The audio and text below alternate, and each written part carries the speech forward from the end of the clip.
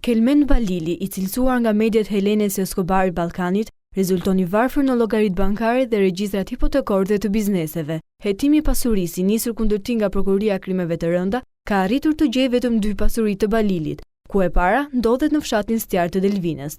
Pikërisht në këtë fshat, prokuroria ka arritur të zbulojë se në një godinë 1 katëshe, Balili kishte hapur aktivitet tregtar në emrin e kompanisë Montana K.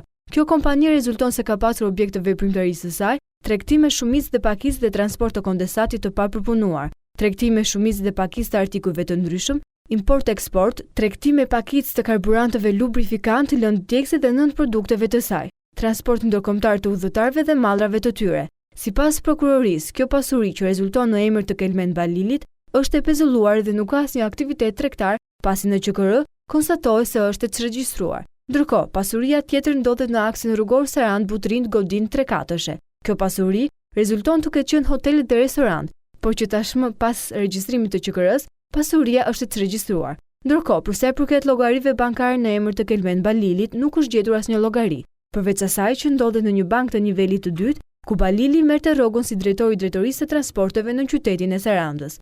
Hetimi për të zbuluar pronat e Kelmen Balilit ka zbuluar se kompleksi turistik Santa 40 është ndërtuar fal një privatizimi që janë bërë godinave të ndërtuara nga ish realizmi komunist. Ky objekt është marrë në emër të vëllait të Kelmen Balilit, i cili më pas ka bërë rikonstruksionin e kësaj godine, duke ndërtuar kompleksin përrallor. Nga investigimi i prokurorisë ka rezultuar se vëllai i Balilit ka marrë disa kredi bankare dhe ka nënshtruar disa kontrata huaja me persona të ndryshëm dhe sipas tij, këto para i ka investuar në ndërtimin e kompleksit turistik. Por pavarësisht këtyre pretendimeve, hetues të Prokurorisë së Krimeve të Rënda thonë se pasuria miliona euroshe është vendosur për shkak të ardhurave financiare që kanë pasur nga trafiku ndërkombëtar i drogës. Ajo që për hetuesi tashmë është objekt i një hetimi të imtësishëm është investimi dhe rinovimi i kompleksit që është kryer pas vitit 2004, kohë edhe kur ka hyrë në fuqi ligji antimafia. Në bazë të këtij ligji, të gjithë pjesëtarëve të ngushtë të familjes së Kelmen Balilit po i verifikohet pasuria. Për llogaritë të këtij hetimi është kërkuar nga hipotekat, tatimet e të gjithë bankat e nivelit të dytë të identifikojnë pronat, pasuritë, bizneset apo llogaritë bankare për të afërmit e tij.